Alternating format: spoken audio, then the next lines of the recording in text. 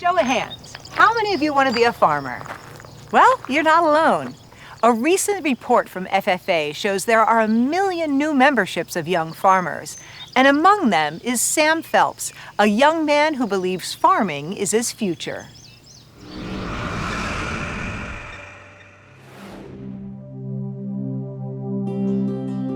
In 2022, the average age of the American farmer had risen to 58 years old, a troubling statistic, indicating that fewer and fewer Americans are providing fresh food to local economies.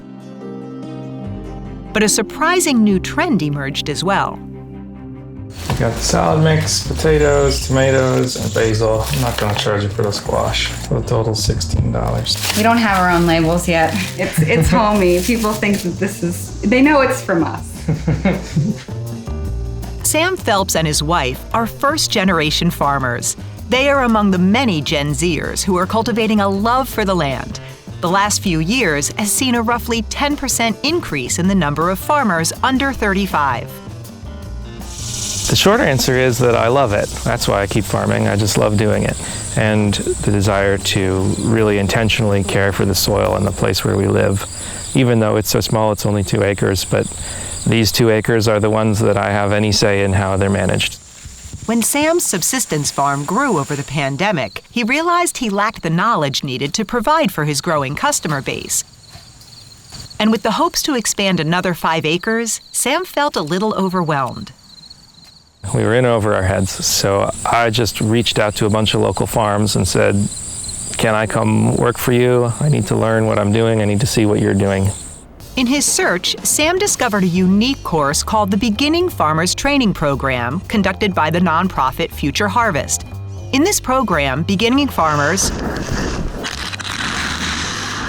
are mentored by more established producers. The plan is we're going to put out some buckwheat cover crop. We're going to pick some winter squash, some cherry tomatoes, and do some work in the greenhouse.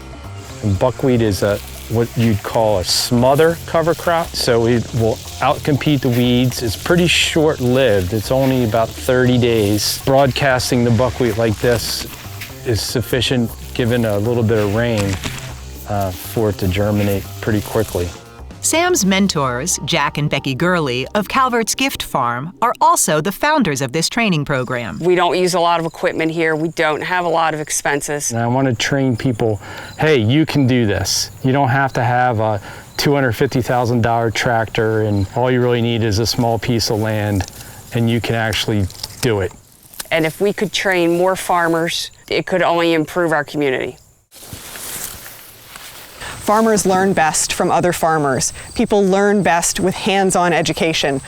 Grace Leatherman is the executive director of Future Harvest, which has helped pair over 400 budding farmers with mentors and raised thousands of dollars for farm startup grants. The people who we are training are growing food in the context of the Chesapeake Bay region. So it's very important that they're learning from other farmers who are also farming in that context.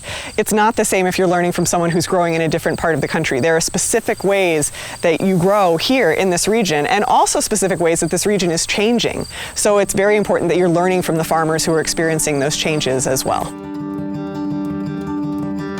This is a silt loam.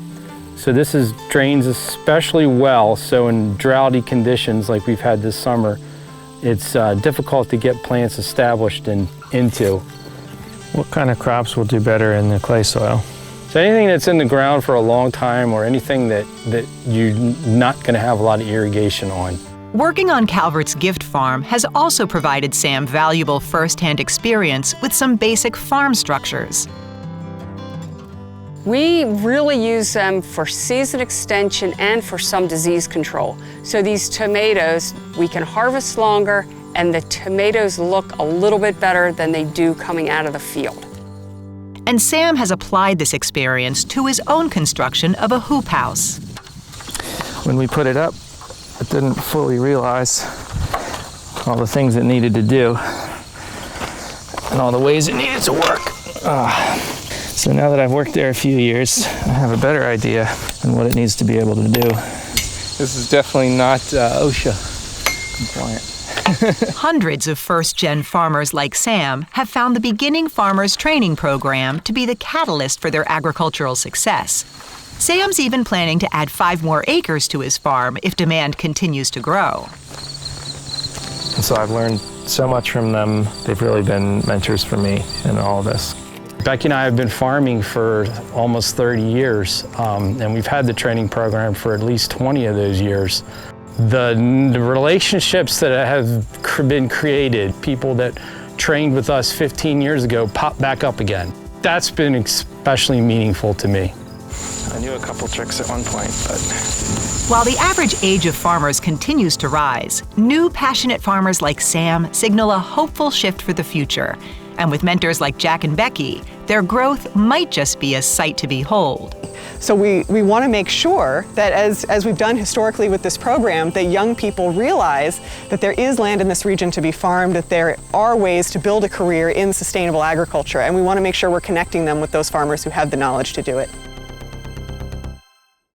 Thanks for watching Maryland Farm and Harvest. We hope you liked the video. Make sure to subscribe so you won't miss out on future videos.